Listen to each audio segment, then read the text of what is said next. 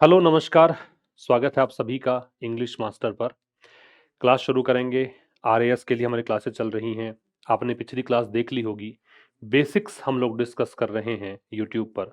और वैसे पूरा कोर्स जैसा आपका पाठ्यक्रम है वैसा कोर्स अब नया कोर्स लॉन्च कर दिया गया है। ठीक है। ये कोर्स आपको आशीष क्लासेस एप्लीकेशन पर मिलेगा। इस कोर्स में बहुत सारी खास बातें हैं। कुल मिला के प्रैक्टिस मैं यहाँ पे इतनी करवा दूंगा आपको कि आप जब परीक्षा में अपीयर होंगे तो आप बहुत कंफर्टेबल होंगे। आपको ऐसा नहीं लगेगा कि मैंने प्रैक्टिस नहीं की हुई है। क्या क्या फीचर्स हैं इसमें? सबसे पहले तो इस कोर्स की आवश्यकता क्यों है ये बता दूं मैं आपको। क्योंकि एक प्रॉपर तरीके से अगर आपको ये नहीं पता है कि कैसे इंग्लिश के पेपर को अटेम्प्ट करना है, जैसा कि मैंने पिछली क्लास में बताया कि ये वो सेगमेंट है जो आपको सिलेक्शन से रोक भी सकता है और आपको थोड़ा पुश करके सिलेक्शन दिला भी सकता है, अच्छी रैंक दिला सकता है। थोड़ा सा देखना, मार्कशीट जैसे आई हैं, ये कुछ लगाए हैं मैंने स्कोर। अगर आपको दिखाई दे रहा हो तो यहाँ एक बच्चे की मार्कशीट है जो 0.50 से इंटरव्यू से वंचित है। 0.50 से। कारण यहाँ मार्क्स देखिए, फोर्थ पेपर में 200 में से 57.50। अगर यहाँ थोड़े बहुत मार्क्स भी ठीक से आ जाते तो यहाँ इंटरव्यू कॉल हो जाता। थोड़ा इसको देखिएगा, यहाँ पे फोर्थ पेपर में नंबर है 71, बाकी में एवरेज मार्क्स हैं, लेकिन सबसे ज्यादा मार्क्स फोर्थ पेपर में है। हालांकि फोर्थ पेपर में ही इस बच्चे के भी सबसे ज्यादा मार्क्स हैं। तो एक तो ये समझ लो कि फोर्थ पेपर है वो सेगमेंट जहां पर आप स्कोर बहुत अच्छा कर सकते हो। फोर्थ पेपर ही वो सेगमेंट है जहां पर आपके सबसे ज्यादा मार्क्स आ सकते हैं, आसानी से आ सकते हैं। थोड़ा सा ध्यान देने की जरूरत है। यहां थोड़े से मार्क्स और आ जाते अच्छे से तो यहां इंटरव्यू कॉल हो जाता। यहां थोड़े से मार्क्स इसकी तुलना में ठीक आए हैं तो यहां इंटरव्यू कॉल हुआ है। और ये इस बार के टॉपर की मार्कशीट है।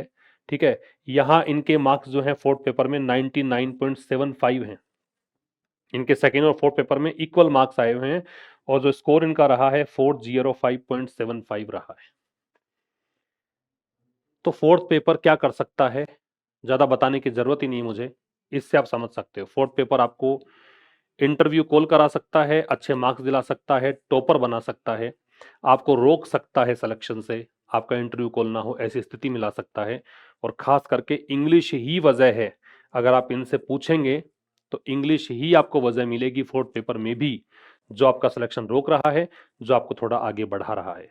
तो इस चीज के चलते चूंकि बहुत इंपॉर्टेंट हो जाता है कि आप सही गाइडेंस में सही तैयारी करें, इसलिए ये कोर्स लॉन्च कर दिया है। इस कोर्स की क्या खास बातें हैं पहले मैं थोड़ा सा बता दूं आपको, उसके बाद हम लोग आ जाएंगे आज की क्लास पर। देखो यहां ये रिकॉर्डेड बैच है पहली बात। ठीक है। इस बैच में जो आपका पाठ्यक्रम है, section A grammar plus vocabulary, section B और सी जो कॉम्पोजिशन से भरा हुआ है, letter writing, precis writing, report writing, elaboration, है ना, पैराग्राफ राइटिंग, ये सब चीजें आपको इस कोर्स में अवेलेबल करवाई गई है। बिल्कुल शून्य लेवल से एडवांस्ड लेवल तक 10 मॉक टेस्ट आपको मिलेंगे। आगे और अपडेट होंगे। फिलहाल जो वीडियोस मैंने प्रोवाइड करवाए हैं उसमें 10 मॉक टेस्ट अवेलेबल हैं। साथ में पिछला जो लेटेस्ट पेपर है 2025 वाला, 18 जून 2025 को जो पेपर लगा था वो पेपर इसमें शामिल है। यहाँ जो फिलहाल एक ट्रांसलेशन का बैच मैंने लॉन्च किया था कुछ दिनों पहले ही, हिंदी टू इंग्लिश, चूंकि मैंने पहले कहा था कि सबसे इंपॉर्टेंट पार्ट ट्रांसलेशन है, ये आ गया तो आप बाकी का कॉम्पोजिशन पार्ट आसानी से हैंडल कर पाएंगे। इसके चलते वो ट्रांसलेशन बैच मैंने यहाँ पे फ्री दे दिया है आपको। ये बैच इस बैच में फ्री मिलेगा ताकि आप वो 90 वीडियोस, वो 100 वीडियोस जो मिलने हैं उन वीडियोस के थ्रू आप ट्रांसलेशन बहुत बेहतर कर सकें। ठीक है। इसमें 2025 वाला जो रिकॉर्डेड बैच है वो फ्री मिलेगा। ठीक है। एक खास बात बता दूं कि जो बच्चे पहले कोर्स ले चुके हैं, जिन बच्चों ने पहले से कोर्स परचेज किया हुआ था, वो कोर्स परचेज ना करें। उनको उसी बैच में, चूंकि 2 साल की वैलिडिटी अवेलेबल है, 2 साल के लिए कोर्स आपके पास रहना है, तो 2 साल में अभी तक तो चूंकि आपने अभी कोर्स खरीदा होगा, तो वो वाले बच्चे, चूंकि कंटेंट सेम ही रहता है, ग्रामर वैसा ही होता है, आपको तरीका बता दिया प्रेसी राइटिंग का, एलेबोरेशन का, पैराग्राफ का, पैसेज का, तो तरीके वही रहते हैं, बस क्वेश्चंस की संख्या यहाँ पे बढ़ती जाएगी, प्रैक्टिस भरपूर करवा दी जाएगी। तो आपको दोबारा से बैच परचेज करने की आवश्यकता नहीं है। मेरा कमिटमेंट पहले से ही था कि जो कुछ भी अपडेट होगा, जो कुछ भी नया होगा, मैं आपको प्रोवाइड करवाऊंगा। तो वो बच्चे उसी कोर्स में स्टिक रहें, वहां उनको सब कुछ प्रोवाइड हो जाएगा। आप पहली बार जुड़ रहे हैं तो आपका स्वागत है, आइए इस कोर्स में। और अभी एक छोटा सा ऑफर भी आपको मिलेगा। आप 25 नवंबर तक ये कोर्स अगर परचेज करते हैं, आपके पास 15 दिन के करीब हैं, तो 25 नवंबर तक ये कोर्स केवल और केवल 3000 रुपए के करीब ये उपलब्ध है। लेकिन उसके बाद अगर आप ये कोर्स परचेज करेंगे तो प्राइस बढ़ जाएगा। ठीक है, तो समय रहते आप इस कोर्स को परचेज कर सकते हैं। फिर भी कुछ क्वेरीज रह जाएं, कुछ जानना चाहें, तो आप एक नंबर दे देता हूं। वैसे नंबर हर एक पीडीएफ में अवेलेबल होता है, तो इस नंबर पर आप कॉन्टेक्ट करके, व्हाट्सएप करके या कॉल करके पूछ लेना, मेरे से ही बात हो जाएगी आपकी। 7891500999 इस नंबर पे बात करके पूछ लेना आप मेरे को। ठीक है, अच्छा जी, एक प्रैक्टिस टेस्ट के नाम से इसमें कॉलम है, प्रैक्टिस टेस्ट। इसमें मैं आपको काफी अच्छी सेक्शनल टेस्ट की तैयारी करवा दूंगा। सेक्शनल टेस्ट जो भी हैं, कि मान लो सेक्शन ए है, उसकी भरपूर प्रैक्टिस इसमें करवा दी जाएगी आपको। आने वाले दिनों में अपलोड होंगे, पहले जो वीडियोस हैं वो देखना शुरू करिए आप, है ना, काफी सारे वीडियोस ऑलरेडी इसमें अवेलेबल हैं। और सेक्शनल टेस्ट के साथ साथ टॉपिक वाइज क्वेश्चंस और प्रैक्टिस करवा दी जाएगी आपको। मॉक टेस्ट पूरा का पूरा, जैसा कि आजकल पैटर्न आ रहा है वैसा और तैयारी करवा दी जाएगी। तो भरपूर आपकी प्रैक्टिस यहाँ पे हो जाएगी। तो ये बैच आपको घर बैठे इंग्लिश सिखाने में अभूतपूर्व योगदान देगा, निश्चित रूप से बहुत खास प्रकार का कोर्स है, आप इसको परचेज कर सकते हैं। जैसा कि मैंने कहा कि यूट्यूब पर क्लासेस वीक में 3 दिन में कंटिन्यू करने वाला हूं। उसमें फिलहाल हमारा जो चल रहा है वो बेसिक चल रहा है। पिछली क्लास में हमने डिस्कस किया कि इंग्लिश शब्द से मैंने डिस्कस करना स्टार्ट किया कि इंग्लिश जो है, इसके पहले अगर कुछ नहीं है तो ये अंग्रेजी है, अगर द जोड़ देंगे तो ये अंग्रेज है, और अगर इसमें लैंग्वेज शब्द जोड़ देंगे तो फिर ये द का प्रयोग इससे पहले होता है। ये एक आर्टिकल संबंधी मैंने बताया, क्योंकि आर्टिकल आपके पाठ्यक्रम में है। दूसरी बात हमने आगे डिस्कस करना स्टार्ट किया कि भाई आप इसमें एंग्लोफोबिया और एंग्लोफाइल दो वर्ड्स जनरली काम में आते हैं, जिसमें अगर आपको एंग्लो का पता है, फाइल का पता है, फोबिया का पता है, तो एंग्लोफोबिया फियर ऑफ इंग्लिश होता है, एंग्लोफाइल लवर ऑफ इंग्लिश होता है। फिर हमने डिस्कस करना स्टार्ट किया इसके बाद कि आप अगर किसी भी सेंटेंस में सब्जेक्ट निकालते हैं तो कैसे निकालते हैं। कुछ भ्रांति आपके दिमाग में थी कि पहला ही शब्द सब्जेक्ट होगा, ऐसा नहीं है। एक ही शब्द हो सकता है सब्जेक्ट, ऐसा नहीं है। ठीक है, ये सब बातें हमने डिस्कस की थी।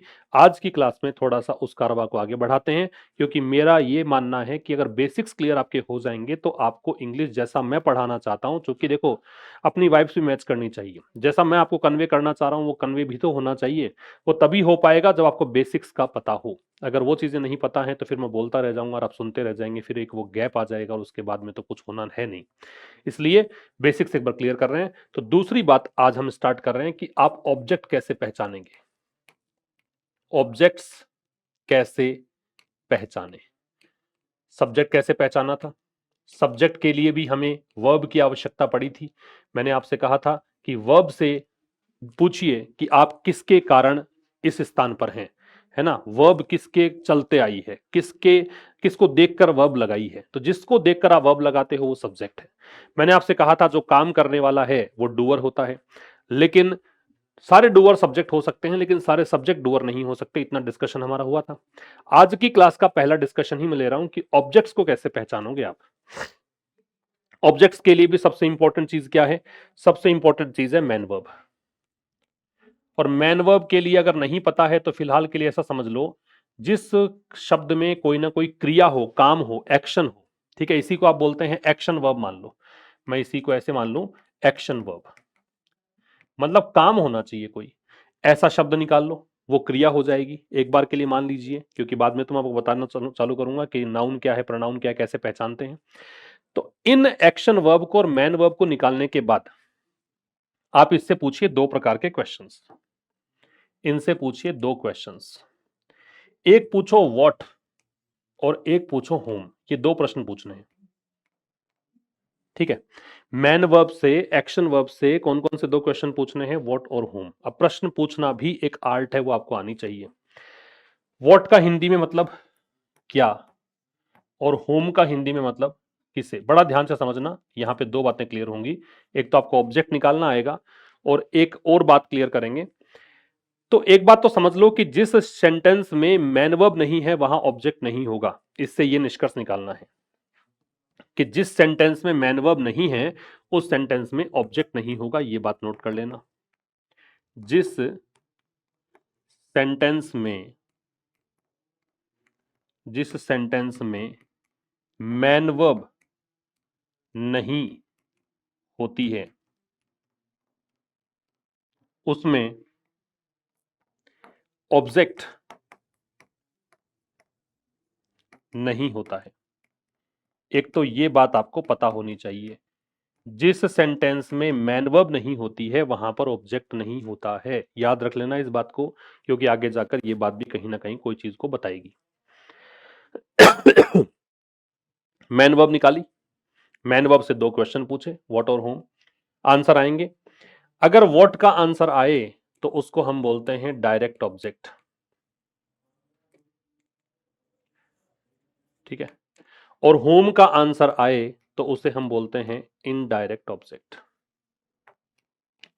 ये बताना भी जरूरी है क्योंकि ट्रांसलेशन में कई बार कंफ्यूजन में घिर जाते हैं आप मैन वर्ब निकालेंगे, मैन वर्ब से दो क्वेश्चन पुट करेंगे, एक व्हाट से पूछेंगे, एक होम से पूछेंगे।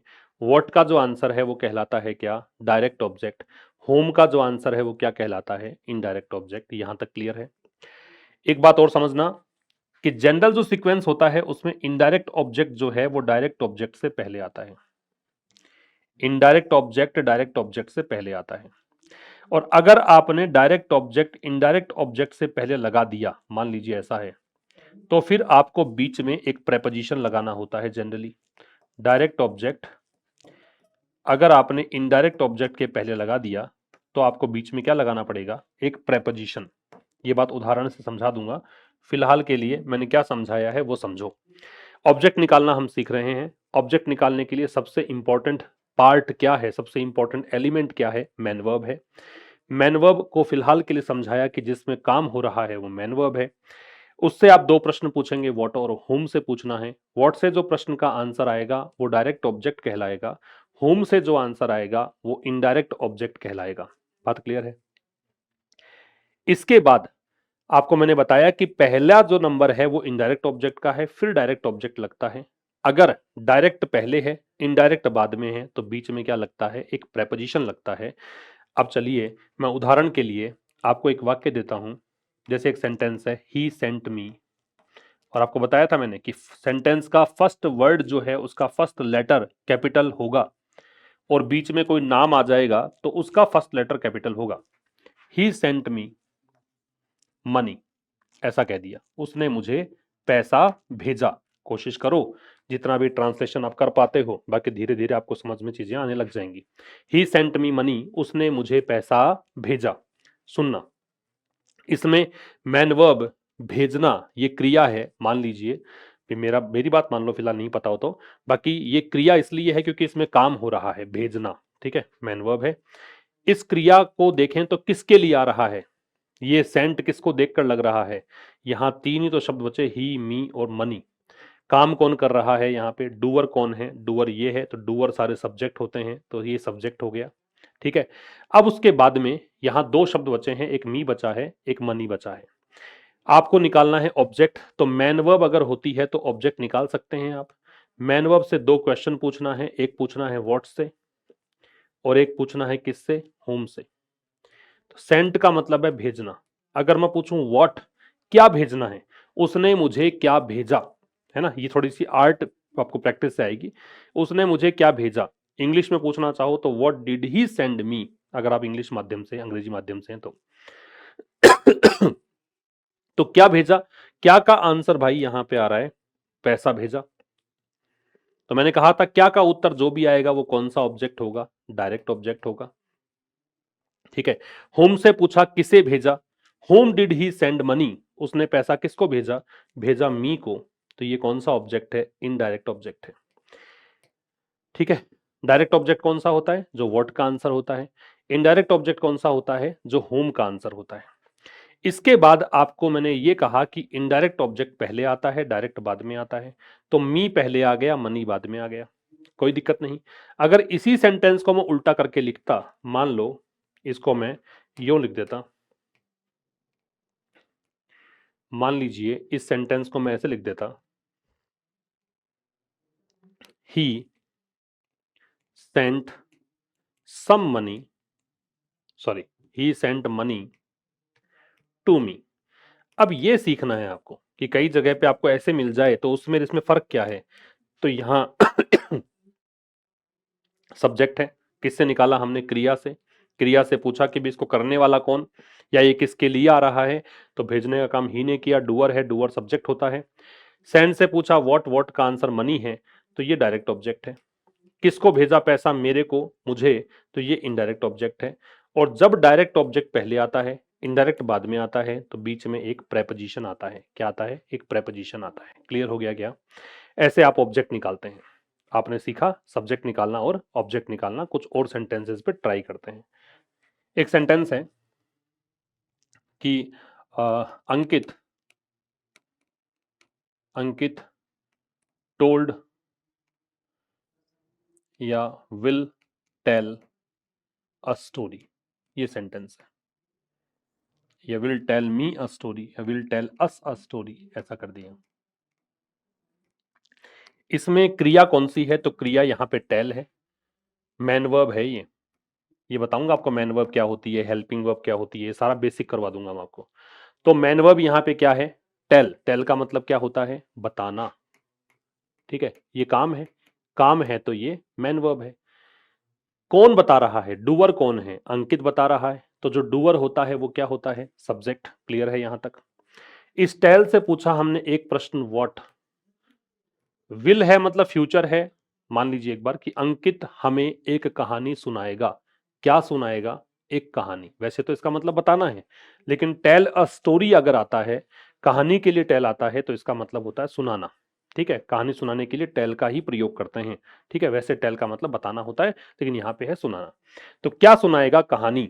तो व्हाट का आंसर कहाँ है, व्हाट का आंसर है अ स्टोरी।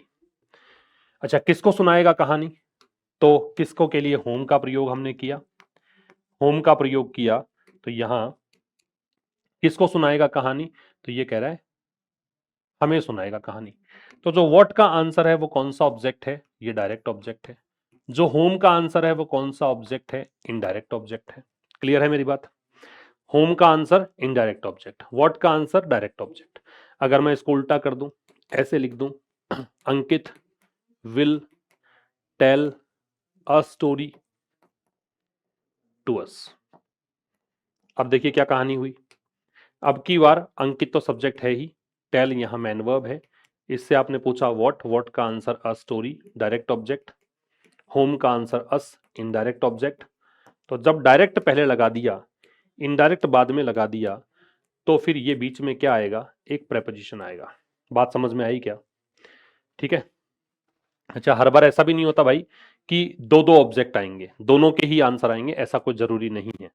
जैसे एक सेंटेंस है, he is speaking the truth, वह सच बोल रहा है। He is speaking the truth. बस जो बता रहा हूं उस पर फोकस करें। क्या बता रहा हूं, सब्जेक्ट निकालो, सब्जेक्ट ही है। सब्जेक्ट ही है। क्रिया कौन सी है, स्पीक है, ये मैन वर्ब है। इससे पूछोगे होम और व्हाट से, वह बोल रहा है सच। क्या बोल रहा है या किसे बोल रहा है, तो होम का आंसर तो आएगा नहीं, whom is he speaking the truth, answer ही नहीं है। व्हाट इज ही स्पीकिंग, वह क्या बोल रहा है, तो आंसर क्या है, ट्रूथ। ये ऑब्जेक्ट, ये ट्रूथ है, ट्रूथ नहीं होता, ट्रूथ बड़े ओ की मात्रा आती है। ये ऑब्जेक्ट है। कौन सा ऑब्जेक्ट है, तो आपने किससे प्रश्न पूछा, आपने प्रश्न पूछा व्हाट से। और व्हाट का जो आंसर होता है वो क्या होता है, डायरेक्ट ऑब्जेक्ट होता है। तो ये डायरेक्ट ऑब्जेक्ट है, यहां इनडायरेक्ट ऑब्जेक्ट है ही नहीं। तो कुछ चीजें समझ लेनी की ये है कि आपको ऑब्जेक्ट कब मिलेगा, जब मैन वर्ब मिलेगी। मैन वर्ब से प्रश्न दो पूछने हैं, व्हाट और होम से। व्हाट का आंसर डायरेक्ट ऑब्जेक्ट, होम का आंसर इनडायरेक्ट ऑब्जेक्ट। पहले कौन सा, इनडायरेक्ट, बाद में कौन सा, डायरेक्ट। डायरेक्ट पहले लगा दोगे, इनडायरेक्ट बाद में तो क्या होगा, बीच में एक प्रेपोजिशन आएगा, इतना ध्यान रखना है। क्लियर है यहां तक? अच्छा जी, एक जैसे सेंटेंस ऐसे हो, ही इज लाफिंग लाउडली, वह जोर से हंस रहा है।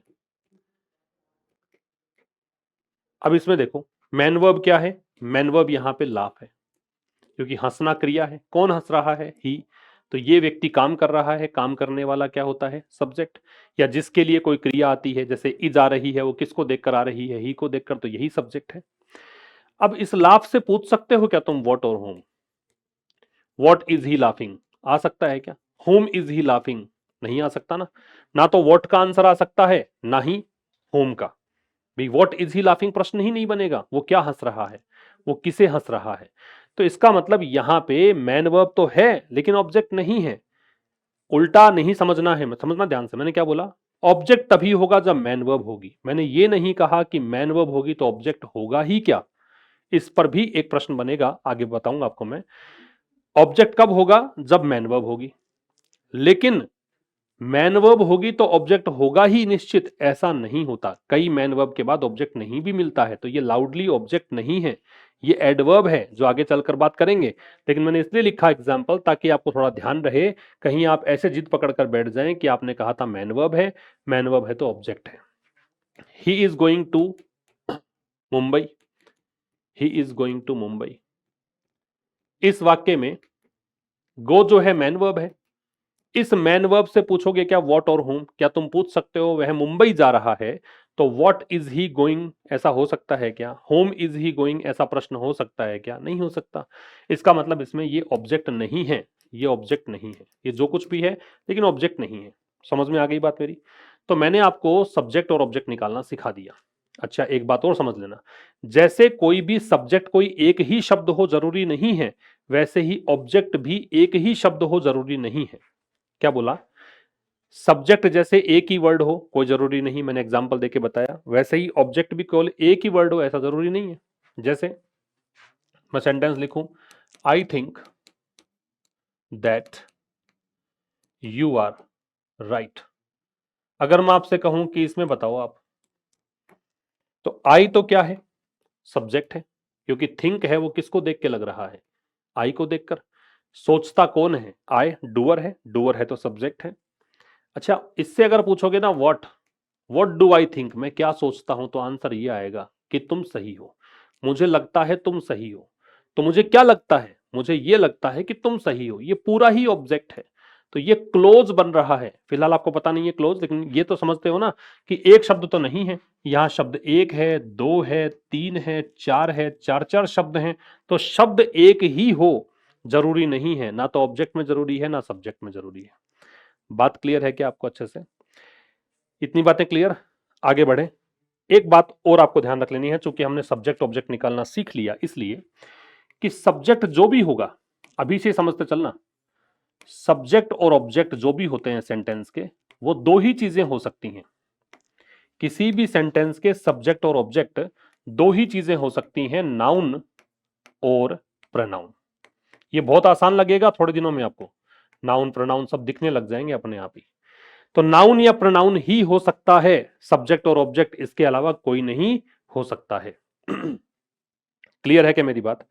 आपको सब्जेक्ट पहचानना आ गया। अब ऐसा तो नहीं है ना कि शुरुआत वाला शब्द ही सब्जेक्ट है, ये तो नहीं बोलोगे। ये तो नहीं कहोगे कि एक ही शब्द है वही सब्जेक्ट है। ठीक है, सब्जेक्ट कहीं भी हो सकता है, सब्जेक्ट एक से अधिक शब्दों का हो सकता है, लेकिन सब्जेक्ट होगा क्या पक्का? नाउन या प्रोनाउन। ऑब्जेक्ट की कहानी क्या है? मैन वर्ब से दो प्रश्न पूछते हैं, व्हाट और होम। व्हाट का आंसर डायरेक्ट ऑब्जेक्ट, होम का आंसर इनडायरेक्ट ऑब्जेक्ट। और व्हाट जो है वो, मतलब जो आंसर ये निकाल लिया आपने, ये भी क्या होंगे? ऑब्जेक्ट भी नाउन या प्रोनाउन ही होंगे। क्लियर है क्या मेरी बात? नाउन या प्रोनाउन ही होते हैं। कुछ दिनों में जब मैं नाउन प्रोनाउन इसमें आऊंगा तो आप बता दोगे कि नाउन है कि प्रोनाउन है। फिलहाल लेकिन एक बात तो ध्यान रख लोगे कि नाउन या प्रोनाउन होंगे और कुछ नहीं होगा। क्लियर है मेरी बात? तो सब्जेक्ट निकालना सीख लिया, ऑब्जेक्ट निकालना आपने सीख लिया। एक बात और सिखाता हूं मैं आपको इसमें।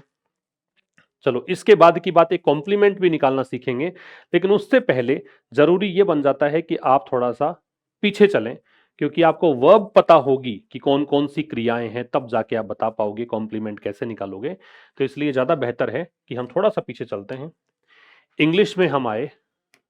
इंग्लिश का मतलब बताया मैंने कि ये विषय भी है, ये भाषा भी है। द लगाने से ये अंग्रेज हो जाता है। द भाषा के नाम से पहले कब लगेगा? जब इसमें लैंग्वेज वर्ड होगा, शब्द लैंग्वेज जुड़ा होगा, तब। इतनी बातें हो चुकी थी। इंग्लिश में अल्फाबेट होती है। अल्फाबेट का मतलब, यहां से एक प्रश्न बनता है जो किसी और परीक्षा में आपकी हेल्प कर सकता है। इसको हम बोलते हैं वर्णमाला। वर्णमाला का मतलब क्या है? वर्णों की माला। क्या मतलब है? वर्णों की माला। वर्ण क्या होते हैं? अक्षर। वर्ण का मतलब क्या है? अक्षर, मतलब अक्षरों की माला। ये भी अक्षर है। अक्षर कितने होते हैं इंग्लिश में? तो ए बी सी डी, ये कितने होते हैं? ये होते हैं 26 लेटर्स। कितने होते हैं? 26 होते हैं। तो माला कितनी होती है? इन 26 को पिरो दोगे तो माला कितनी बनेगी? एक। तो ये होते हैं एक। अल्फाबेट इंग्लिश में कितनी है? एक। और ना केवल इंग्लिश में, बल्कि आपसे कोई भी कहे किसी भी भाषा में, हिंदी में अल्फाबेट कितनी है? एक है। संस्कृत में कितनी है? एक है। फ्रेंच में कितनी है? एक है। गुजराती में कितनी है? एक है। मराठी में पूछे कितनी है? एक है। तो किसी भी भाषा में अल्फाबेट एक ही होती है। क्लियर है क्या बात? तो हम लोगों ने बचपन से ही ये गलत कॉन्सेप्ट पढ़ा कि अल्फाबेट 26 होती हैं। ये प्रश्न ही गलत कि अल्फाबेट होती कितनी है? होती ही एक है, कितनी का क्या सवाल है? वर्णमाला, माला तो एक ही है, ग्रुप तो एक ही है, समूह तो एक ही है। तो 26 क्या है? 26 है लेटर्स। लेटर्स का मतलब अक्षर। और ये जो 26 लेटर्स हैं, इसको आप आगे थोड़ा सा बाइफरकेट कर सकते हैं, दो भागों में डिवाइड कर सकते हैं। एक तो होता है कॉन्सोनेंट। एक तो क्या होता है? कॉन्सोनेंट्स। और एक क्या होता है? वाउल्स। एक तो होते हैं कॉन्सोनेंट्स और एक क्या होते हैं? वाउल्स। कॉन्सोनेंट्स कितने होते हैं? कॉन्सोनेंट्स होते हैं 21। वाउल्स कितने होते हैं? वाउल्स होते हैं 5। भाई 21 और 5 26। वाउल्स, इसको वाउल्स बोलते हैं। थोड़ा सा उच्चारण का भी ध्यान रखें। जो जो मुझे पता है सही से वो बता दूंगा। देखो वैसे तो भाषा है, बहुत चीजें मुझे भी नहीं पता होती और कोई भी क्लेम नहीं कर सकता कि भाषा में परफेक्ट है, लेकिन जितना भी सही हम कर सकते हैं उसकी कोशिश कीजिए। वाउल्स है, वोवेल्स नहीं है। वाउल्स कितने हैं? 5। और 5 वाउल्स कौन कौन से हैं? तो ये 5 वाउल्स हैं ए, ई, आई, ओ, यू। ये 5 वाउल्स हैं। बाकी बच गए B C D, F G H, है ना, J K L M N, P Q R, S T, V W X Y Z. जो 21 बच गए वो क्या है? कॉन्सोनेंट्स हैं। क्लियर है? यहां से एक बात समझ लेनी है आपको। अल्फाबेट कितनी? एक।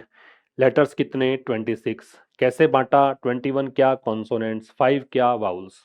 एक बात समझनी है, अल्फाबेट जब लिखा हुआ आता है तो इसका मतलब अलग है। अल्फाबेट्स लिखा हुआ आता है, इसका मतलब अलग है। अल्फाबेट तो देख ही लिया हमने, क्या होता है? वर्ण माला। अल्फाबेट्स क्या होती हैं? ये होती हैं भाषाएं। इसका वर्णमाला से कोई संबंध नहीं है। कैसे? क्योंकि देखो एक भाषा में एक ही वर्णमाला होती है। तो जैसे मान लीजिए मैं आपसे कहूं कि इंग्लिश में एक वर्णमाला, हिंदी में एक वर्णमाला, संस्कृत में एक, फ्रेंच में एक, जर्मन में एक। तो ये जोड़ोगे, एक दो तीन चार पांच, पांच क्या वर्णमालाएं हैं? या पांच, हम किसकी बात कर रहे हैं? भाषाओं की। English, Hindi, Sanskrit, French, German, ये पांच क्या हैं? भाषाएं हैं।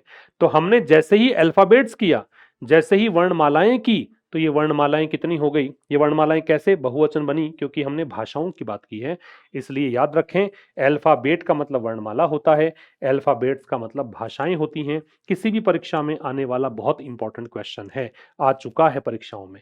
अगर मान लो आपसे पूछ ले वैसे तो नाउन आपके टॉपिक में है नहीं, सिलेबस में नहीं है, लेकिन भाई पिछले दो परीक्षाएं देखोगे तो उनमें आपको नाउन से प्रश्न मिला है। तो कोई जरूरी नहीं है कि नाउन से क्वेश्चन नहीं है, क्योंकि ये एक्सपेक्टेशन में क्वेश्चन दे दिया कि बड़े जीनियस विद्यार्थी बैठते हैं आरएएस वाले, बहुत मेधावी हैं, कुछ ही कर देंगे आराम से, क्योंकि बहुत कॉमन सेंस का प्रश्न पूछा था उन्होंने हालांकि, लेकिन वो ऊपर से पूछ ही सकते हैं, कहाँ का बात है। कोई गहराई में जाके नहीं पूछा, लेकिन ऊपर ऊपर से पूछ लिया उन्होंने, तो ये प्रश्न बन सकता है, ध्यान रखें। मैं ऐसे लिखूं कि he has not learnt the alphabets of English yet। ये सेंटेंस है, he has not learned the alphabets of English yet। फिलहाल आपको ट्रांसलेशन नहीं आता हो तो भी समझ लें, उसने अब तक, यट का मतलब होता है अब तक, जो बताऊं वो नोट कर लेना। यट का मतलब अब तक, उसने अब तक अंग्रेजी की वर्णमाला नहीं सीखी है या अंग्रेजी की भाषा। भाई यहां दो ही तो विकल्प हो सकते हैं, या तो इसका मतलब भाषा हो और या फिर इसका मतलब क्या हो, वर्णमाला हो। तो उसने अंग्रेजी की भाषा नहीं सीखी या उसने अंग्रेजी की वर्णमाला नहीं सीखी, है ना। तो यहां सोच के देखो, अंग्रेजी तो खुद ही भाषा है, अब भाषा की भाषा तो हो नहीं सकता, इसका मतलब अंग्रेजी की वर्णमाला नहीं सीखी, ये मीनिंग मिल रहा है। और ये मीनिंग मिल रहा है तो मेरे भाई अल्फाबेट्स कैसे होगा, क्योंकि वर्णमाला के सेंस में तो एक ही चीज हो सकती है और वो क्या होती है, अल्फाबेट। ये सही है, बात क्लियर है क्या।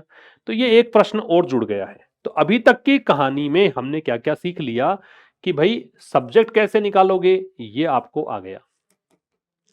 ऑब्जेक्ट कैसे निकालोगे, ये आपको आ गया। ऑब्जेक्ट और सब्जेक्ट होते क्या क्या हैं, ये पता लग गया। इंग्लिश शब्द के बारे में बताया था, आर्टिकल कैसे लगेगा ये पता लग गया। अल्फाबेट वाली कहानी पता लग गई।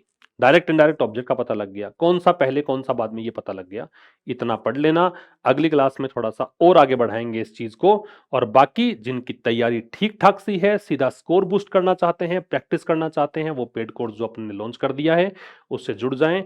और कुछ पूछना हो तो आपके पास नंबर भी है, तो आप पूछें, बेहिचक पूछें, व्हाट्सएप कर दें, जैसे ही समय मिलेगा जवाब दूंगा आपको मैं निश्चित रूप से। So thank you very much, see you through next video, till then नमस्कार।